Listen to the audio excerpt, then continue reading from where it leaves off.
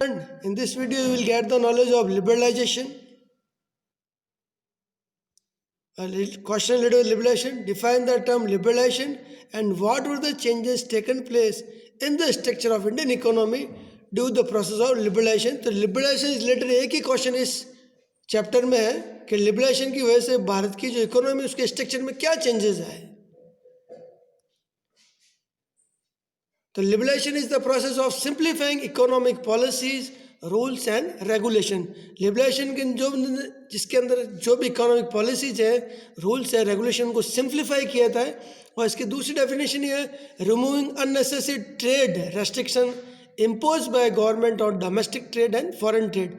विदेशी व्यापार और घरेलू व्यापार के ऊपर सरकार ने जो भी प्रतिबंध लगाया उनको रिमूव करना भी लिबरलाइजेशन कहलाता है. गवर्नमेंट ने प्रोसेस जुलाई 1991 में स्टार्ट किया था और इस प्रोसेस की वजह से भारत की इकोनॉमी में क्या स्ट्रक्चर चेंजेज आए. सबसे पहले Indian economy capitalist mix economy बन जाती है. फिर Indian economy free market economy बन जाती है. फिर इंडियन इकोनॉमी से स्ट्रक्चर रिजिडनेस रिमूव हो जाती है. फिर इंडिया रिसर्च लेबोरेटरी बन जाता है in the name of liberalisation. फिर Indian economy keep away from their swadeshi concept. और लास्ट है मिडिल क्लास भारत की इकोनॉमी का सेंटर पॉइंट बन जाता है. अब इसको अपन डिटेल में करेंगे.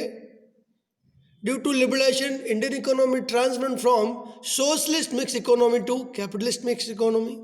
फिर free economy. Due to liberalisation Indian economy transfer into free market economy. फिर structural rigidness. Liberalisation also remove structural rigidness of Indian economy. फिर research laboratory. Due to liberalisation India become research laboratory in the name of economic liberalisation. आर्थिक उदारीकरण के नाम पर भारत एक क्या बन जाता है, रिसर्च लेबोरेटरी. फिर स्वदेशी कॉन्सेप्ट. लिबरलाइजेशन की वजह से इंडियन इकोनॉमी अपने स्वदेशी कॉन्सेप्ट से दूर हो जाती है. फिर middle class. Due to liberalisation middle class emerge as a centre for Indian economy and liberalist country. Liberalisation की वजह से भारत में जो मिडिल क्लास है, मध्यम वर्ग है, वह हमारी इकोनॉमी का पूरा केंद्र बिंदु बन जाता है. फिर एक क्वेश्चन है लिबरलाइजेशन के अंदर गवर्नमेंट ने किस किस सेक्टर में रिफॉर्म्स किए. तो वह है फाइनेंशियल सेक्टर में, फॉरेन सेक्टर में, फॉरेन एक्सचेंज में और टैक्स सिस्टम में इंडिया की सरकार ने इकोनॉमिक रिफॉर्म्स इंट्रोड्यूस किए. फिर है privatisation. In economy the role of public sector decrease and the role of private sector increase known as privatisation.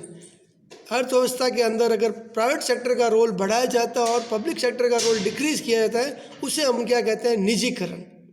और इस सेक्टर के अंदर इस प्रोसेस में गवर्नमेंट ने क्या किया, transferring the ownership of public sector और state property to private sector. सरकार अपने जो भी उपक्रम है उनका मालिकाना ट्रांसफर करके प्राइवेट सेक्टर को दे देती है. इसे अपन क्या कहते हैं, प्राइवेटाइजेशन. फिर यही गवर्नमेंट ने जुलाई 1991 में स्टार्ट किया और इस प्रोसेस के अंदर वे पॉलिसीज अडॉप्ट की जो प्राइवेट सेक्टर को क्या कर सके, एक्सपांसन कर सके. तो in this process all those economic policies are included which promote the expansion of private sector. अब कौन कौन से रिफॉर्म्स किए. सबसे पहले अबॉलिश इंडस्ट्रियल लाइसेंसिंग. जो भी इंडस्ट्रियल लाइसेंसिंग थी उसको अबॉलिश किया सरकार ने. फिर reduce the number of reserved industry. फिर open new sector for private sectors and selling public sector unit. जो पब्लिक सेलिंग यूनिट लॉस में की उनको सरकार ने सेल कर दिया. And adopt the policy of disinvestment. अब इसको अपन डिटेल में करेंगे. Abolish industrial licensing. Under the process of privatisation government almost abolish industrial licensing.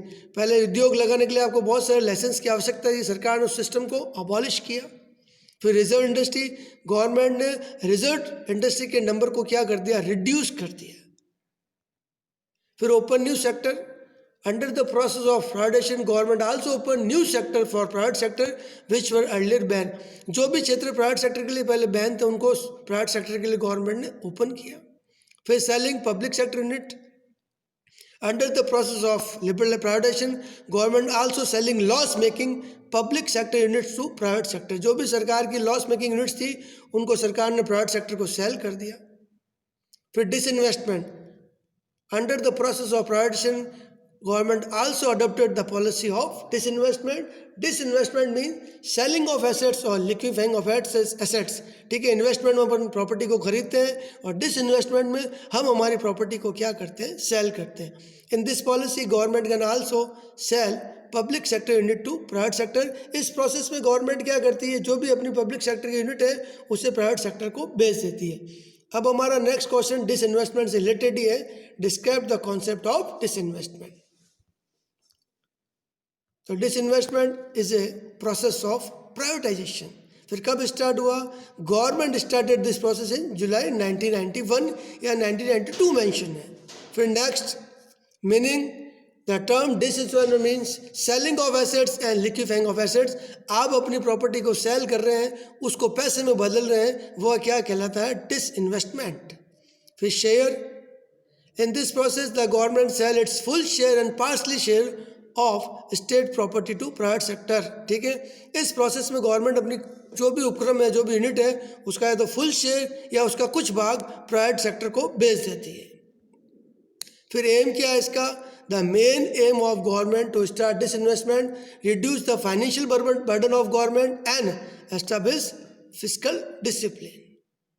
फिर कॉम्पिटिटिव पावर, इस प्रोसेस के द्वारा गवर्नमेंट अपने इकोनॉमी की कॉम्पिटिटिव पावर को भी बढ़ाना चाहती थी. फिर objective, a major objective of disinvestment is providing better management to public sector unit या पब्लिक सेक्टर कंपनी को अच्छा मैनेजमेंट प्रोवाइड करना इसका मेन ऑब्जेक्टिव था. और सिक्योर, इस प्रोसेस के द्वारा गवर्नमेंट अपनी बहुत सारी यूनिट्स को क्या कर दिया बेटा? सिक्योर्ड कर दिया थ्रू गुड मैनेजमेंट के द्वारा.